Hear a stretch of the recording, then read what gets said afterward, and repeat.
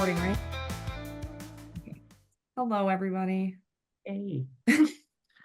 My name is Lyndsay and Veronica here.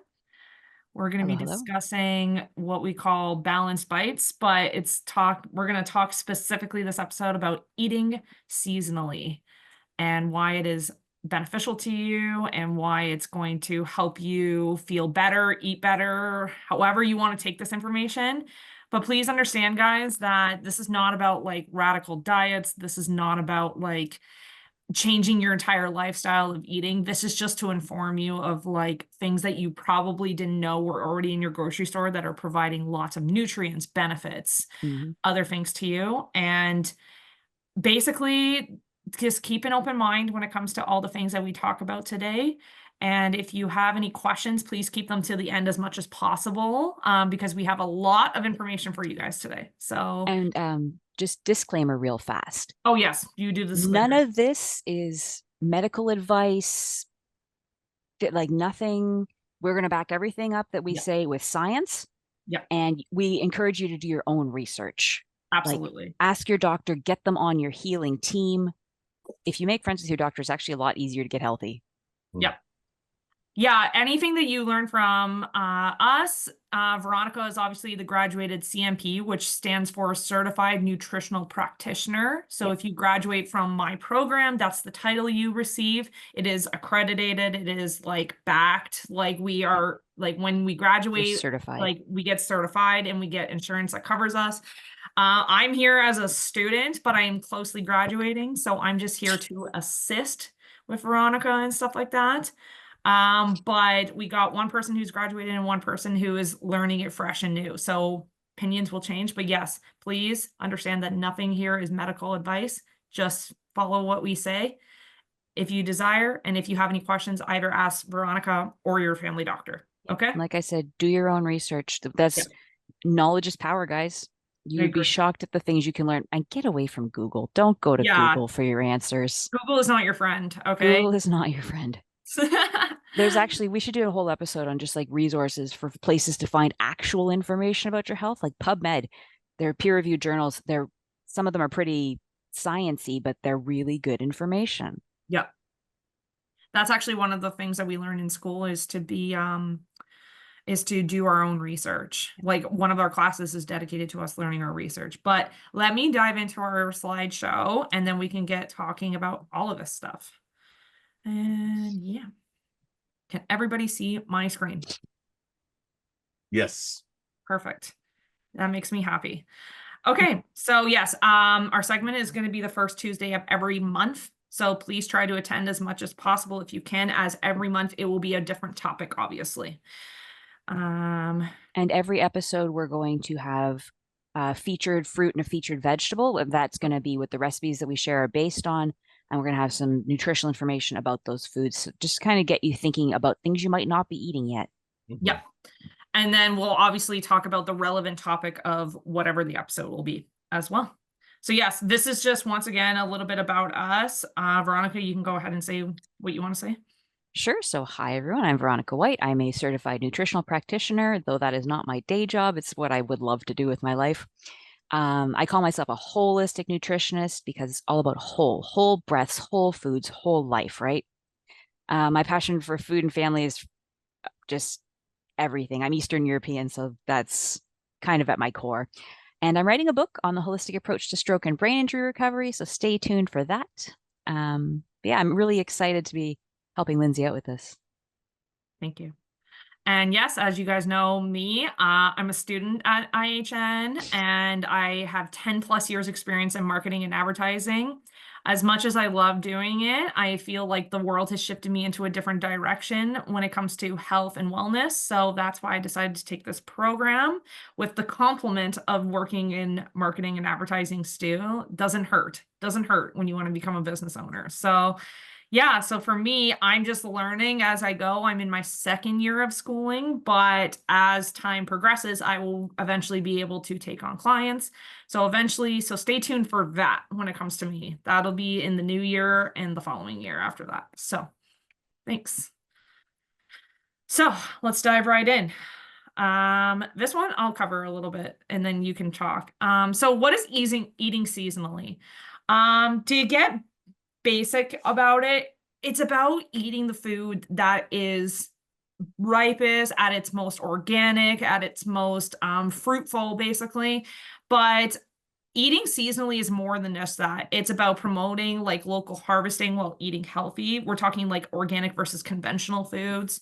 Eating less GMOs. If you've heard that word, that just means that there's a lot of like things that are like pesticides and sprayed on things. So eating seasonally means that you're already naturally eating something that is less sprayed, less chemical, less bad, basically. Um, and yes, this is the best time. So when we talk to you guys later about like what is in season, this is the best time that it is for their flavor profile. So you'll notice like things right now like squashes, potatoes, onions, root vegetables, they're the ones that are going to taste their absolute best this time of year, which is why we eat a lot of pumpkin, a lot of mashed potatoes, stuff like that for this season, rather than eating in like the beginning of spring. Also, eating seasonally is super beneficial to the environment because, as you know, as you spray more crops and stuff like that, it can contaminate the area rather than just your crop. So that's also something that we need to try to stay away from. And then eating seasonally is actually the best way to help your health as well. So we're talking like less inflammation, more cognitive function. So those GMOs, those sprays, they actually affect your joints, your brain, every part of your body, basically, which is why they say stay away from most irritants when you're trying to figure out the root cause of your pain and problems.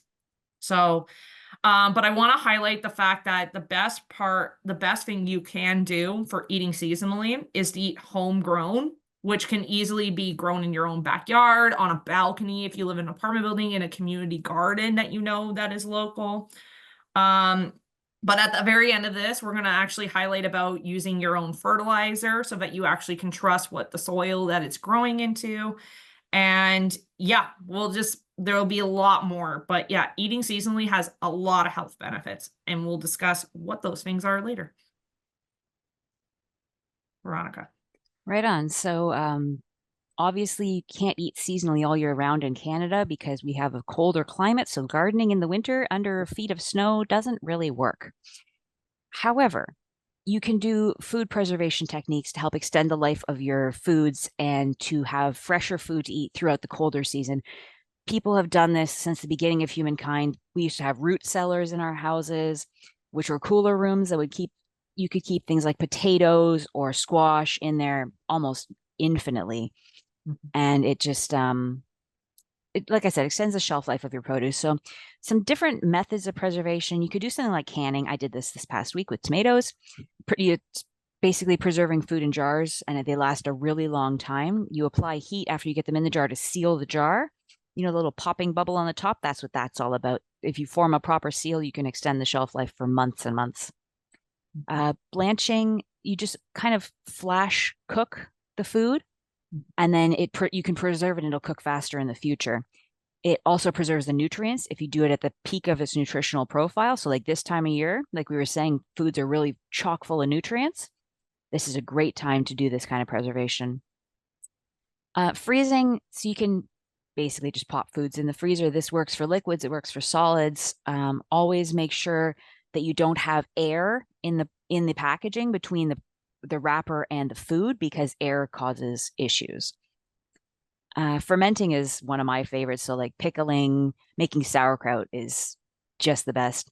It can improve your good gut bacteria and help you stay healthy because fermentation creates probiotics, and probiotics are that good gut bacteria that everybody needs, but not enough people have. Tinctures, not something everyone's into, but really easy to do and really great if you have things like a lot of mint from your garden, which I did every year.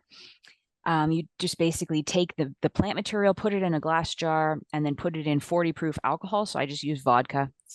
You can get the one that has no flavor and you won't even know. And you soak the plant material in that, covered for a number of weeks. It depends on what type of plant material you're using. But what it does is the alcohol extracts the beneficial compounds from the plants, and then you take it by the spoonful. This also works for things like garlic honey, which is my favorite immune booster this time of year. We'll probably cover that later because that's one of the best things you can do for your immune system. And finally, you can preserve something as a tea. So dry the herbs and then steep them as a tea in hot water. Try not to use sweeteners if you can avoid it, just because sweeteners are not the best, but raw honey has its benefits. So it's my recommendation for sure. Hmm. There's lots of ways to preserve things, but a lot of these are like the things that I do. I do like the canning of the tomatoes, the blanching of like certain green Asparagus. vegetables like asparagus. Freezing we all do, obviously, with like our meat and anything else like bread that we don't want to use fast. Mhm. Fermentation is usually the one that most people do, obviously.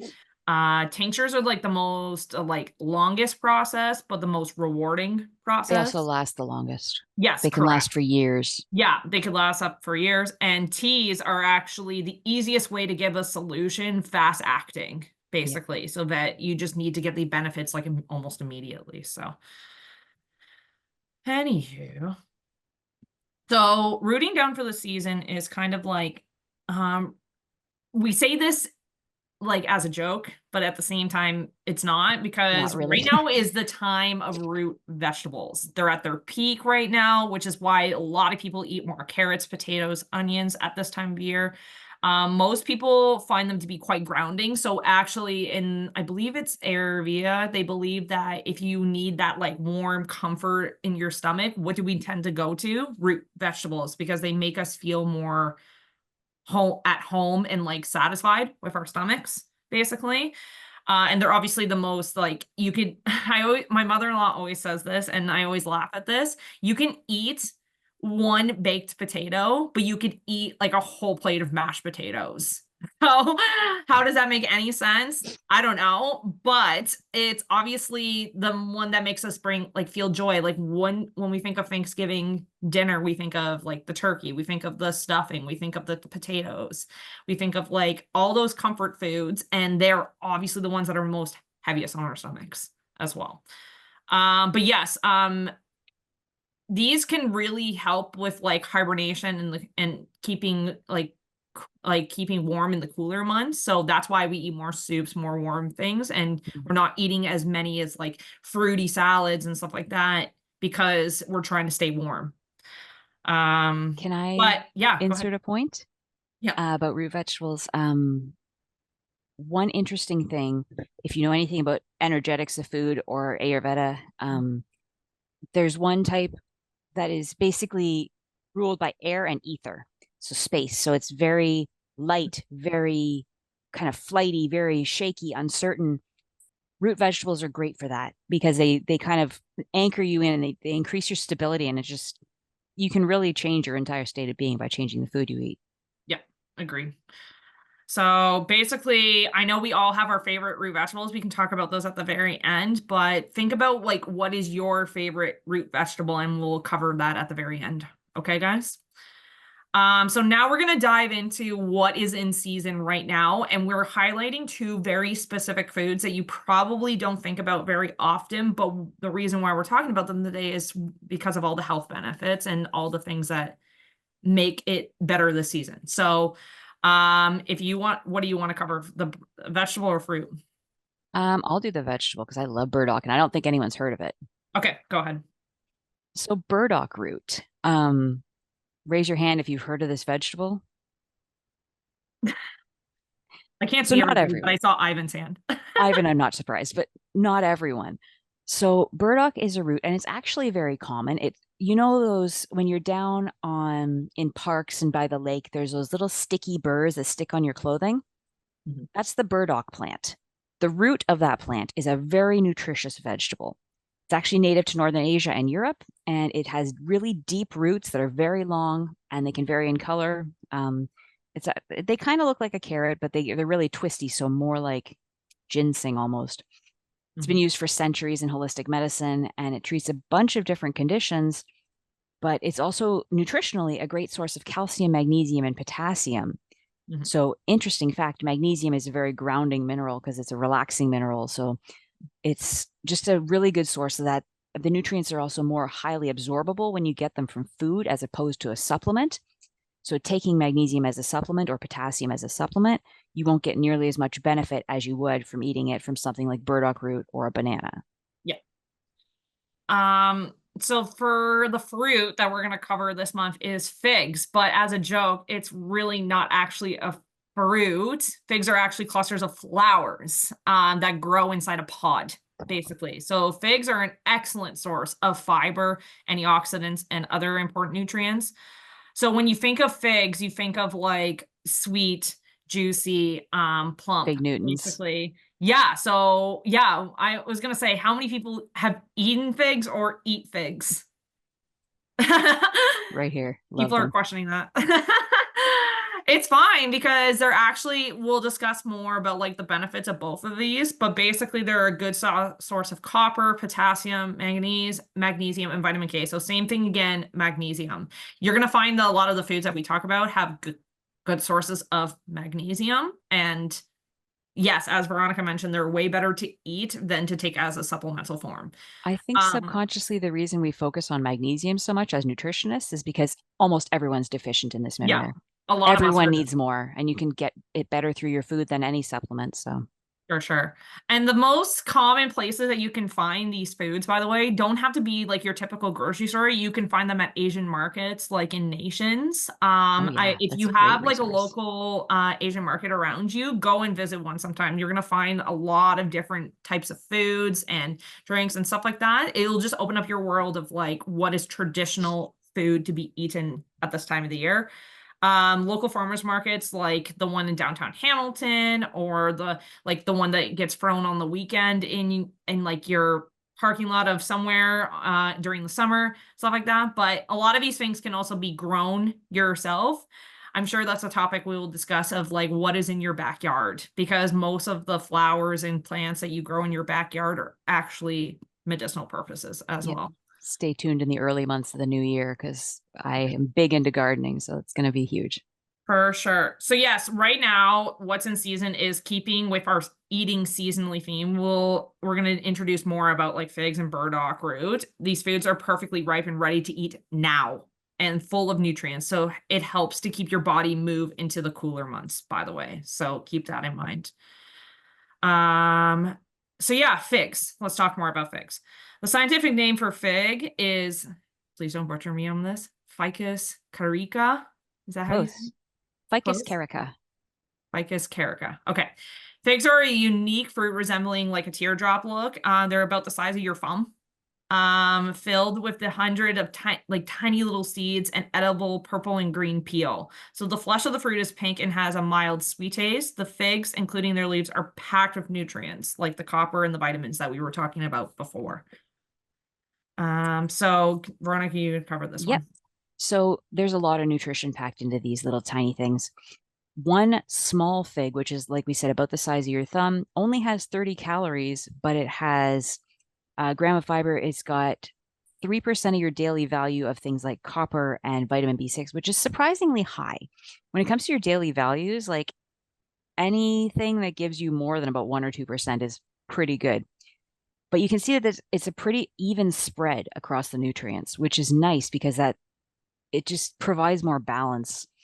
And yeah, one thing to watch out for is the tiny little seeds. I know a lot of people have digestive issues where they're very sensitive to tiny seeds. So if that is your case, try juicing it. Honestly, run it through a juicer. And fig juice sounds weird, surprisingly delicious. Mixed with Mhm. blueberries, trust me. Yeah, for sure. So some of the things like as you can see here, it helps with like digestive health, blood sugar, heart health, Yeah. anti-cancer stuff. Now, But we'll dive more. one Yeah, go ahead. disclaimer about the Yeah, go ahead. anti-cancer. Yeah, We're not saying it will cure cancer. It of course. might, it might not. We don't know. What we are saying is that people have noticed great success in adding figs to their cancer protocol Mhm, and they've gotten good results. Not everyone, but a lot of people, enough to take note. So it's something to consider if that's your situation. mhm. So yes. So you can do this one too. All right. So precautions. just because everything has a disclaimer. Mhm. The downsides to this food. They're sometimes used as a home remedy for constipation. So if you overdo it a bit, it can cause things like diarrhea or digestive distress. Mhm. Just take it easy on how many you eat. Go slow. You don't really need more than one. One is plenty sufficient. Mhm. They're also fairly rich in vitamin K. So if you're on blood thinners, this is something to watch out for because it can actually thin your blood as well. So there could be complications. So if you're on vitamin K as a supplement, talk to your doctor, ask them what you should do, tell them you want to start eating figs for your health, and see if they have any recommendations. Finally, some people might be allergic. So if you have an allergy to birch pollen, very common. You might also have a fig allergy, and they also contain a natural latex, which some people might be allergic to. Again, talk to your doctor. They should know your allergies and they can answer any questions you have. Mhm. Okay. No, So, yeah, recipe. the recipe for figs, I fully recommend everybody try this. And you may notice that right there in the title it says bacon. And we're nutritionists. We shouldn't be talking about bacon, right? Wrong. Bacon is still a food. It just depends on where you source it from. If you get the real bacon that is real meat straight off the animals, naturally smoked, no added sodium, no added nitrites, this is the bacon that I want to eat. And it's the bacon that's better for you because it's actually a food still. So this salad has figs, it has bacon, and it has frisee. Now, who here has heard of frisee? Anybody? It's a salad green. It's kind of like really light green and crinkly looking. It's super crunchy, very delicious, and makes a great pairing to something like the richness of the bacon and the kind of sweet and savoriness of the figs. So you can see the recipe there. Really easy. It's got a very basic dressing. It's basically shallots and red wine vinegar. These are things that most people should have in their kitchen. If you don't, they're only a couple of bucks at the grocery store. Really easy to make and takes maybe 5 minutes to put together. Fully recommend you try this recipe. Mhm. Awesome. Excellent. And if anybody wants this recipe, take a picture or I can share it with you later, whichever is easiest. We should Okay. make it a download. I'll download it and send it to everybody if they want. Cool. So yes, we'll talk about burdock now. Okay, the Burdock. vegetable that um The mystery vegetable. the mystery vegetable that Is that everybody what it looks like? That Pardon? is what it looks like. That is exactly what it looks like. And bear in mind, those are roots, so those are underground. You can see the flowers there, like the burdock flowers Yeah, like that horrible burr thing that that you get see on the stuck to side your of the road clothes. Yeah, that sticks to that's your that's the clothes. plant. Yeah. Is this the stuff that they use for when you're doing a cleanse, like a herbal cleanse? This It is can be. It depends. Cleanses are all very unique. Yeah, a lot of cleanses okay. are very like specific to your body type, specific to like what's the goal No, of but I They mean, I'm should just talking be. about burdock. What Mhm. would that be something that they have in it? I mean, It'll it has antioxidants in it, so It you could. also has a fair amount of it's got like the sticky fiber that kind of Mhm. sticks to all the junk in your gut and pushes it out. Yeah.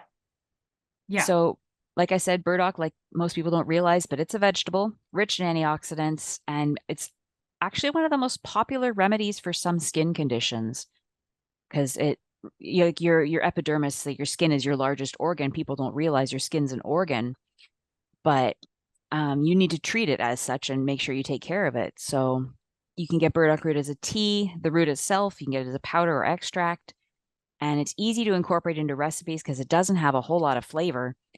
It's kind of earthy, but really delicious. Mhm. It's been used for centuries, and it's most commonly used to treat infections and wounds, which is interesting because it grows everywhere. So if you're out hiking, camping, fishing, and you hurt yourself and it gets infected or you're bleeding, Mhm. it's a really neat application that you can use to stop that problem. Yeah. Is it a coagulant? I'm not sure. I'll have to look that up later.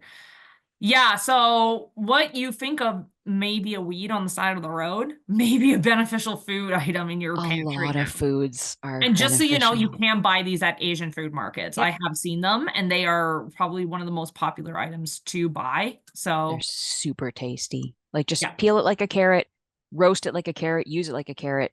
Think of yeah, it like it's any root vegetable, like carrots, yeah. parsnips. Do you know what it tastes like? Yeah, it's Is it like like a bitter or is it? No, it's kind of like a sweet potato. Okay.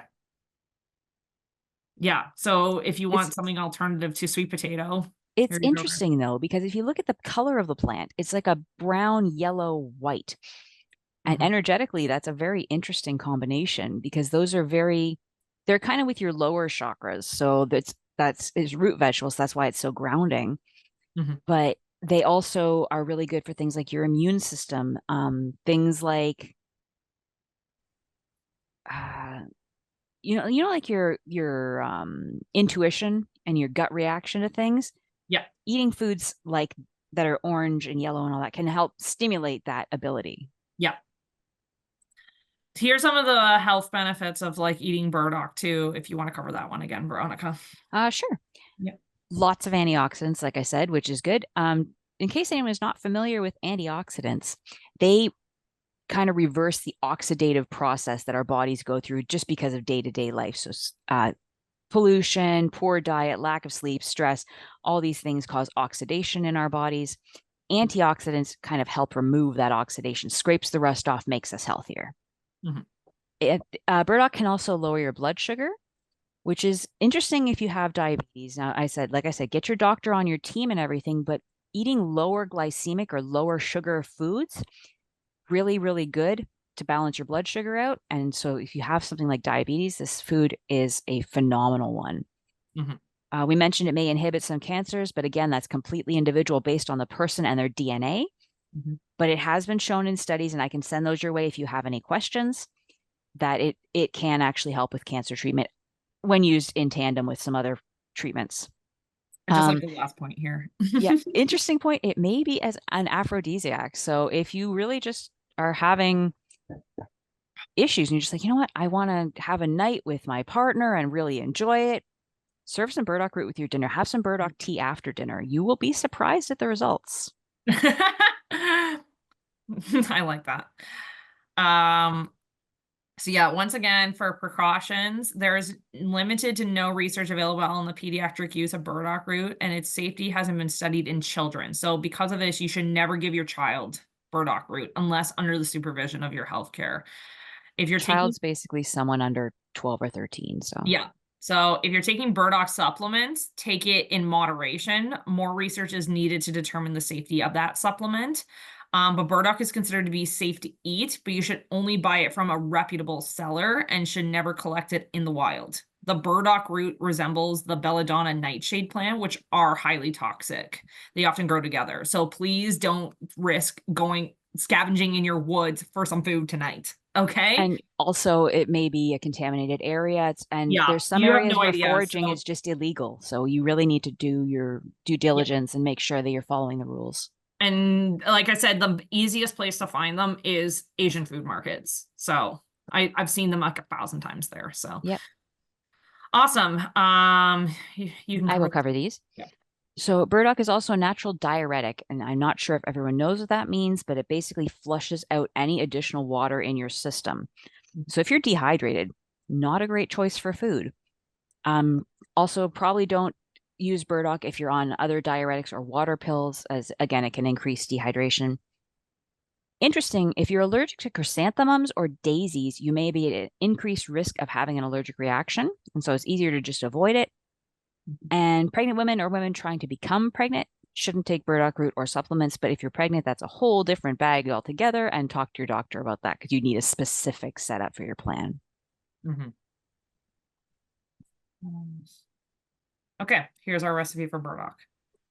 All right, so burdock tea. I don't know if anyone's tried this before, but it's very tasty. Again, it carries those antioxidants from the vegetable right into the liquid. And so it brings all the antioxidant value plus the anti-inflammatory value plus the grounding ability. It's just a really nice drink after a long, hard day.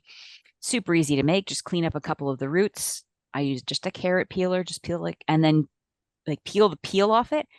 But then after you wash it, peel the rest of the vegetable into the teapot and then just cover that with water, add honey as needed. It's super delicious, really nice to have in the evening because it'll kind of calm you down. It's like the rooting down expression, very descriptive with this tea. It's a root tea, but it will really help center you into your core in the evening. So I add it to my yoga routine at night, and it's wonderful. Yeah. Awesome. Same thing again. I'll send this to all you guys if you desire. Why did this happen? Did it go back in a wrong order? Oh, here we There are. we go. It was like, why? Okay, so Veronica's going to talk about making homemade fertilizer. So for Ivan growing his tomatoes on his balcony, should try this. See how well Everyone they should are. try this. So Can't hear you, Ivan. You're muted. homemade fertilizer. Everyone's garden is different because everyone's growing conditions are different, because everyone's soil is different, because everyone's situation is different. You need to really get into like intuitive with your garden and understand what the problems are, and then you can fix it based on those. So if you want to go to the next slide. If you need more acid in your garden, so things like strawberries, things like tomatoes, these love a more acidic soil pH. Add coffee grounds. Used coffee grounds are a great natural fertilizer for plants that need a more acidic soil. They're also packed with the nitrogen that your plants need to grow up healthy and strong. So this is best used if you're growing things like azaleas, rhododendrons, roses, African violets, cucumbers, potatoes, blueberries, like I mentioned, the tomatoes and the strawberries. Those like a more acidic soil pH. By adding some coffee grounds 1 day a week, 1 pot's worth of used coffee grounds. That's about 2 or 3 tablespoons. It's all you need. Pack it around the base of the plants, give it a water, problem solved. But maybe your soil needs to be more alkaline. Maybe it's already too acidic. Add eggshells. These contain protein, but they're also a great source of potassium and calcium carbonate. And this fertilizer works because the calcium carbonate is a key ingredient in agricultural lime. So it brings down that acidity in the soil. It's great for things like lilacs, forsythias, clematis, broccoli, and Brussels sprouts. Anything that really needs a less acidic soil would benefit from eggshells. Just like I said, crunch them up, put them around the base of the plant, give it a water, you're good to go. So question for you. Yeah. I've done that before and I end up with fruit flies. So how do I avoid Wash the eggshells. Oh, okay. I thought I did, but and also No, coffee it's just grounds, the same thing. I rinse them immediately after I take the egg itself out of them and put them in just like a Tupperware. But then once a week, I will wash them, like really like soak them in water, make sure all the food materials off the shelves, crush them up real small. Okay. Okay. So sometimes your soil might need more potassium. Everyone knows bananas are great for potassium, so add banana peel. So it helps to strengthen the plant's roots. It'll build up its resilience to disease and enhance its ability to withstand drought, which is a really neat thing that I didn't think the bananas could do. This is an added bonus for anyone who occasionally forgets to water their houseplants. Like I know most of us fit into that category, myself included. So banana peel fertilizer is great for things like tomatoes, potatoes, if you have fruit trees or rose bushes, monsteras, or I can't pronounce this, tillandsias, which is an air plant, but it really needs a lot of potassium. So banana peel, just chop it up real small, hand blend it in with some soil, and pack it around the plants. Sometimes your soil can need more magnesium, and then you can use something like Epsom salts. Epsom salt fertilizer is a really easy solution because if your plants aren't getting enough magnesium, you might notice that the green plants will turn more like pale yellow. So to prevent this, you just dissolve 2 tablespoons of the Epsom salts in about a gallon of water, shake and spray on all of your plants, and it will help to increase the magnesium level. It's a great homemade fertilizer. Sorry, it's Ivan. Oh, sorry, guys. It's a great homemade fertilizer for things like roses, pansies, tomatoes, and peppers. If you have shrubs like azaleas, rhododendrons, or evergreen trees, they also love it. And then finally, compost tea. As I'm not sure if any of you have heard of compost tea, but it's similar to regular garden composting when you add organic waste, but you add water to help break it down. So it works as a homemade plant fertilizer for both outdoor plants and house plants because it has a wide array of nutrients and beneficial bacteria contained. I like using red leaf lettuce, sweet corn, and soybeans because they all benefit the compost tea as a fertilizer. They give it a lot of nutritional bang for your buck. So basically just mix them all in a resealable container like a Tupperware with a firm fitting lid. So just add all the plant material, no meat. That's an important thing. Like I know the green bin program, you can put meat in there, but you cannot put meat in a compost tea or a home fertilizer. It just doesn't break down the same way. And then, so you add all your plant materials, banana peels, coffee grounds, vegetable scraps, tea bags, any other organic waste added to a large glass jar. Glass just prevents any chemicals from leaking out of the plastics that are used in too many things these days. Mm-hmm. And then you use about a 1-to-10 ratio of compost to water. So 1 part compost, 10 parts water.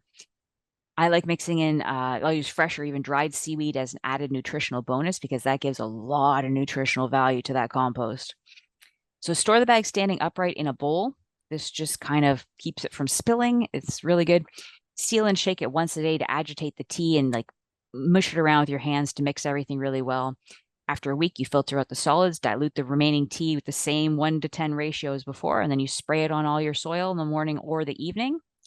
You will be amazed at how much your plants will love it. Interesting pro tip. You can boil or steam your vegetables and then add the remaining vegetable water to your compost tea. You can even add leftover rice water for an added boost of nutrients.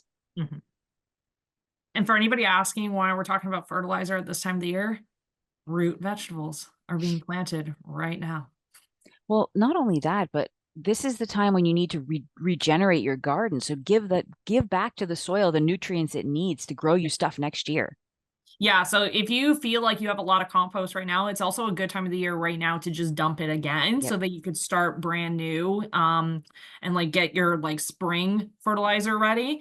But keep in mind you may think the growing season is over right now, but it's not. It's actually in Not its even. like one of its best times right now to grow like pumpkins. That's why you can get pumpkins and lots of apples and stuff like that at farms right now because they're growing them right now. They're in season. They are in season. So if you're feeling, oh, I don't want to like grow anything right now, you can. It's just it's possible, but you could also be making your fertilizer for next year. So now is a great time to do that. So okay, so we're basically getting close to the end. But we have a couple Q&As that we want to like do for you guys, and then we'll have a more formal Q&A at the end if you have questions. But one of the things that we want to talk about right now is when is the best time to preserve my garden vegetables and fruit? Veronica, go ahead with this one. So when I was talking about the preservation methods, obviously taking something straight off the plant and preserving it right away is the healthiest. Canned foods people think aren't that healthy, and if they have a lot of sodium added, they might not be. But for the most part, a lot of canned foods are picked right at the peak of their freshness and canned right away. So it preserves that extra nutritional value. The best time to preserve your garden, honestly, is when it's at its ripest. Like when it's just the perfect amount of ripe. This is like you'd want to pick it off the plant and eat it right away. That's the perfect time to preserve something. Yeah, and you can use one of the many preserving methods we were talking about before, but if you have an influx of stuff still growing in your garden right now, now would be the good time to like preserve everything, put them in jars, cans, whatever, or even blanching them. A lot of people blanch their vegetables now so that they can have like that fresh produce all throughout the season, basically, depending on what kind of freezer you hold or fridge. Yeah, so once again, Veronica will cover this one. How can I tell if my preserved foods have gone bad? And if my mom was paying attention right now, she would know when this would happen, but go ahead. So I was talking about the jars when you're canning something. It's got the little poppy bubble on the top. If you can something and that jar seals properly, that little poppy bubble thing should be down. It will not be poppable. If it is, it didn't seal right, and that means you got to use that food right away. You've got maybe a few days to a week, but it won't preserve. So you don't need to tell if that's gone bad. If the bubble is poppy on the top of the jar, it's not going to last. So eat it right away. That goes for like anything. You guys know this. When you buy stuff from the grocery store and it says, if not sealed properly, don't use, that's 1,000% correct. Please don't. Under any circumstance, it's not worth you getting like salmonella, E. coli, any of those things, or food poisoning. Okay. Not fun. Please don't do it. Other preserved foods, say you have something that you put in a jar or you froze it, but then you take it out and it just smells off. Doesn't smell like the fruit or the vegetable should. Maybe it's got a slimy texture. Maybe it's got something growing on it, but it doesn't look like mold, but you're not quite sure. Maybe it's edible. You can wash that off, right? No, you can't. Don't wash that off. It's No, not good for you. don't wash it off. It's not Just worth the risk. At the it's end of really the not. day, always, this is what something that my grandmother told me like years and years ago. She said, always ask yourself, is it going to be worth the risk of poisoning myself? When in doubt, my mom lives by this. When in doubt, throw it out. Yeah. So the next question, how to eat seasonally and not break the bank? Simple solution, guys. Grow your own garden. You may think that you may not have a green thumb. You may think that, oh, it's a lot of work and everything, but the reward is way better. And as you guys know, produce has been getting so much more expensive in the grocery stores. $2.50 for a cucumber, or I could get a pack of seeds for probably $5 $1.25. and have cucumbers for the entire summer. Most I mean, seed packets are $1.25. Yeah, And it exactly. gives you like 50 seeds. Yeah, exactly. So guys, you could have cucumbers for years. You could blanch them, you could preserve them, you can do whatever you want with them and have them all year round. But yeah, it's so much more reward growing your own things than to just go and give them to the grocery store every other day. The other way to not break the bank, people don't realize because they think farmers markets are more expensive. I disagree. No, they're actually more affordable than I think. There is a vendor in the Hamilton Farmers Market that I've made friends with. If you go to the grocery store, sweet peppers are like $5 a pound. If you go to her, $2 for 3 or 4 peppers, and they're the best tasting ones ever. No tax. Like you can't beat that. Oh, exactly. And the last question that we have is how to find out what is in season. We will cover a lot at the very end of this, but there's guides like the EWG. They provide like a website where you can find out exactly what is in season, what are the nutrients, what are the benefits. But like I said, we'll cover more of that later. So here, this is actually the slide I was going to talk about. So what's in season? What is in season? So I'm going to cover a couple of fruits and vegetables, and I want your guys' opinion. I want to hear what you think is good, what is bad, what is not. As you can see, it's October 1st, guys. And as you can see on my chart here, there's a fair amount of things that are still in season right now.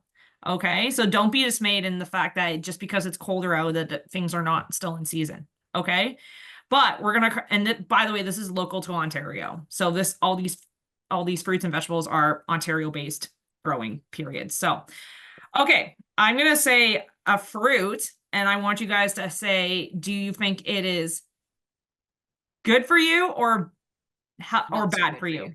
Not so good for you. Not so good for you. Okay. So right now in season is apples. Do you think that they are healthy? I'm gonna call out Ivan. Well, I mean, I just learned recently that the apples that I buy in my favorite grocery store are a year old from being picked off the tree. That's a bit shocking. So I don't know how good that could be for me. Yeah, so apples are actually one of the most heavily sprayed pesticidal fruits out there. So just so you guys know, when I say, if you guys haven't heard, there's this thing called the Dirty Dozen and the Clean 15, and we will discuss that more in January. That will be our topic for the month of January. But the Dirty Dozen means that it is one of the most heavily sprayed food products in the grocery stores. So I will cover a lot of those, and like I said, in the future, but for sake of knowing today, apples are on like almost the top of the list for sprayed for pesticides. Okay. Second, cabbage. Anybody want to take a stab at that one? Anybody? Good for you. It is. It's actually on the Clean 15. Okay. So it's one of those things that is naturally cooling. It is, we obviously, a lot of us probably eat like cabbage rolls or like sauerkraut, stuff like that. And it's actually one of the cleaner things, and it's good for detoxification in your body, basically. And it's good for just cooling down anything so if you're having an upset stomach, it's actually really beneficial to drink or eat cabbage. Basically, you can drink the juice of the cabbage if that's what you desire in life. But I don't. Interesting tidbit. Yeah. The reason people put coleslaw on a lot of things like burgers and sausages is because they might cause digestive distress. But if you add that coleslaw with the cabbage, it tends to calm it down. And that's why coleslaw is at a lot of barbecues as well. Yeah. To cool the stomach down again. Okay, what about corn, guys? Bad. Why? I just have I have a feeling that they're probably not that good for you. Catherine? Yeah, I'm trying to think if they get sprayed or not, but I'm not really sure. But I would, yeah, I don't know. No, you're right. You guys, this is the thing that we all need to trust is our inner guide, okay? Like we know this. We've been eating these foods for a very long period of time. So what do we think when we eat corn? It doesn't digest properly in our stomachs. It goes right through us. It Yeah. doesn't provide any nutrients or anything beneficial to your like vitamins and stuff like that. And Well, yes, it does, it but is. less. Yeah, less. But also it is very sprayed. Yes, you are correct. It is on the dirty dozen. So it's not because it's, as you know, at this time of the year and in the summer, it's heavily consumed and processed and being brought into the grocery store. So you Mass see a lot produced. mass produced, guys. Okay, so let's move on to potatoes. The thing we love the most. Mm. I'm gonna say they're okay. They're pretty, I know mine are really resilient. Like I don't do anything except put them in a bucket of dirt. So, Of course, But that's homegrown again. that's homegrown. Okay. but I'm thinking like they're pretty resilient. Like I don't have any issues, right? Right. With pests, even the leaves compared to my tomato leaves and that aren't chewed much. So I don't know. So aromatic foods automatically get more what is the word I'm looking for? More prone to pesticides in the airs and stuff like that, pollutants. Okay. So you're correct. Being in the ground, they have a little bit more resilient because they're not like up in the air, like cars aren't driving around them and like they're buried down, but they They're are protected. actually on the dirty dozen. Really? Yes. And it's the same thing again. We eat so much potatoes. They have to spray them. They have to like keep them going for all year round. Like, when they say don't eat the potato when that little tiny like thing grooves out of it, how fast does that happen to a bag of potatoes in your house? It actually will happen faster if your house is actually at a warmer climate than most because it's just bringing out the spud. But the point is that just because it's something in the ground does not mean that it's not being like the soil itself is not being sprayed, the like seed, the whatever. So unfortunately, yeah, go ahead. Interesting tidbit. How should you store your potatoes? Does anybody know? Like, what is the correct way to store potatoes? In the dark? Cool. Yeah. And cool. Well, my fridge is dark when the door is closed. Won't that work? And dry. Like a root. Warm dark? Not warm. No? No. Okay. No. No, you remember I mentioned the root cellars for food preservation back in the day that everyone used to have? They basically dug a hole or a cellar in the ground and it had just had mud walls a lot of the time or wood walls, very basic, but it was a cooler temperature because it was in the earth. And it was very well protected. So that was ideal. Just loosely So the stacked. fridge? No fridge. No, like in a like cool cellar, like the coldest room in your house. Yeah. Basically. Apartment. I know. So if you're in an I would just say apartment- not in a cupboard, like maybe in like a more airy like closet, basically. Somewhere not in the sun. Watch your storage container to avoid plastics. Yeah. A cloth bag works best. And just loosely, don't pack them in tight.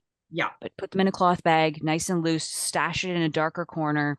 Yeah. And try to use them pretty quickly. Don't buy them in bulk. Buy them fresh. Yeah. You'll never regret doing that. We always buy them in way higher quantities. I feel like the only people who should buy bags of potatoes is like a family of 4 or 5. Honestly. Yeah, like I don't know about you, but I feed myself and my boyfriend. It would take us a month to go through a 10-pound bag of potatoes. Same. So whenever you're thinking of like, how do I preserve food, like vegetables, think of exactly where it came from. Potatoes are grown in the off season, like the season now, basically. They're grown in the dark. They're grown in the ground where it's cold. So creating the same atmosphere for them will keep them alive longer, which is why a lot of us are buying lettuce, but with still the root on it. So like live lettuce, because it will actually naturally preserve it longer. Okay, I got one more and I want you guys to answer this together before I give the answer. Onions. Clean or dirty? Again, a root vegetable. They grow under the ground. They gotta be clean. Yeah, I would think so. Yes. Yeah.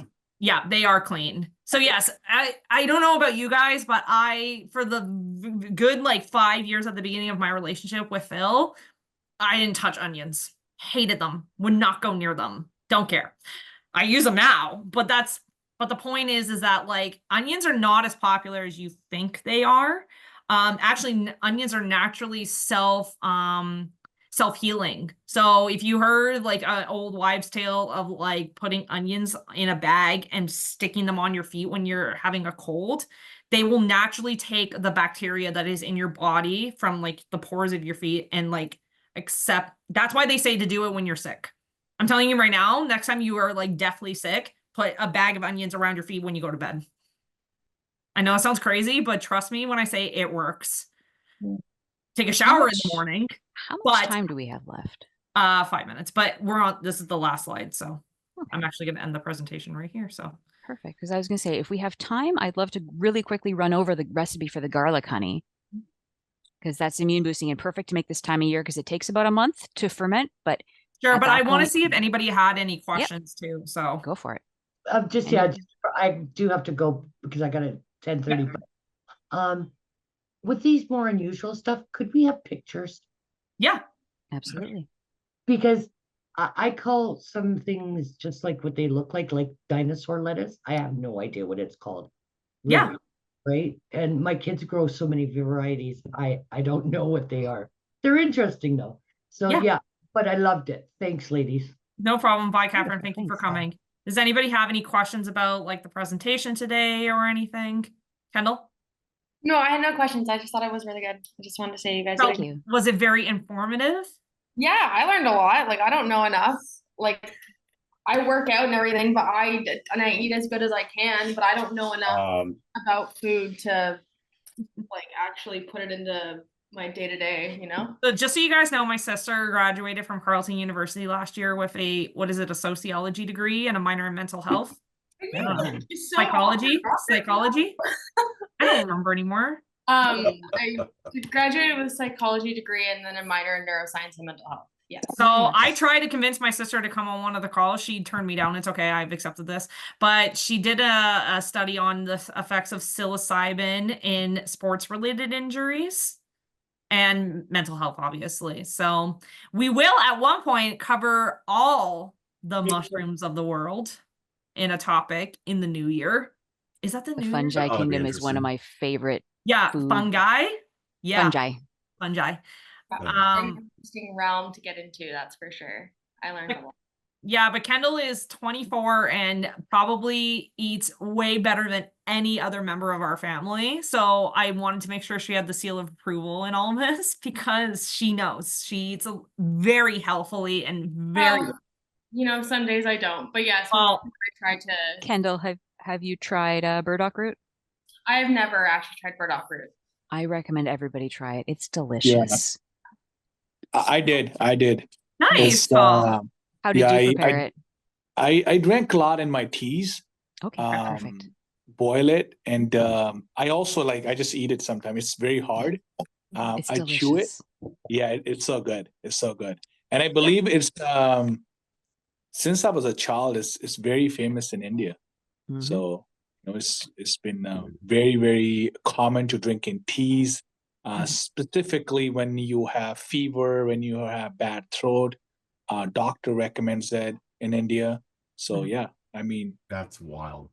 Yeah. There's a lot of foods people don't realize. Like we were talking about the different weeds that people don't realize what they're walking on.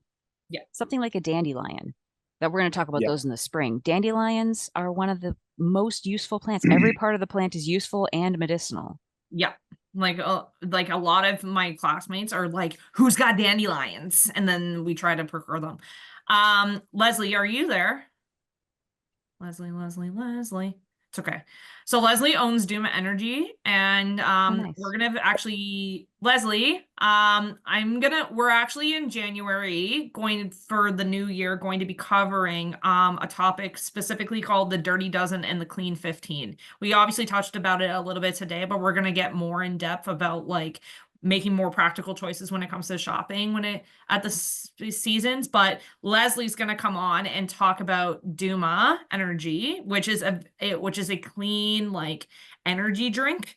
It's used from like, you can actually, Leslie, you do your little thing. You talk about your drink. If you're there, you're muted. With that. No worries. Good morning. Yeah, this is Leslie. I'm with Do My Energy Drink. We are an upcoming Canadian company, and we've solely focused on natural and organic ingredients in our products. Some of you might have heard about us, but yes, of course. Oh, sorry. Yeah, sorry. Yeah, I'm some not on people use. might have heard about us. Yeah, our main focus is providing the Canadian consumers and the world with natural ingredients. We understand that the energy drink market can be sometimes saturated, however, and a lot of people have a perception about energy drinks not being natural. But then we've been around, and what we're doing is we want to change the narrative out there. And so, yeah, if you guys have some time, you can hit us up. We'll be happy to share some samples with you. And yeah, I'm totally happy, and the rest of the team is super happy to be around you guys. Amazing guys like yourselves, including Ivan and the rest of everyone, Veronica, Lyndsay, and everyone. So yeah. This is everything. This is their website, guys. So yeah, we'll be featuring more about them in January, and we'll be talking about like getting, as we all know, in January we're all like trying to detox away everything that we ate over the season. Hopefully, if you attend our segment on the 1st of every month, you will eat better over the season. What's our topic for November that we said? I don't remember off the top of my head, sorry. I think we're basically going to cover like eating like good for the like holiday season, basically. Oh, was that November? Yeah, that makes sense. So we're talking not just about eating winter preparation, surviving the season, but like say you're going to be with your family and you're going to be having a huge party. You're probably going to drink half a bottle of wine and eat a ton of cakes and cookies and junk food and like sweet potato pie. I'm going to do it too. I'm not going to deny that. But what you need to do is when you get through that, you're going to need to do some reconnaissance work to kind of recenter your body. So we're going to talk about how to detox from all that junk food you ate, how to increase your energy despite the lethargy you're probably feeling from partying too hard. We're going to talk about how can you actually start the year in a stronger way than you ended the last one. So November, we're going to be talking about like winter preparation, like getting mentally prepared for eating all those foods. And then in December, we're going to talk about eating healthy for the holidays. So more specifically, how to take whatever you're traditionally eating in the month of December, but having a more like healthier spin on it, basically. Can we do can we just do a pre-Christmas walkthrough of the farmers market again? Absolutely. We're learning all this really good stuff. I think we can put that into the schedule, and I'd love that walkthrough for sure. I was thinking like late November before December, we could actually do like a winter prep, like the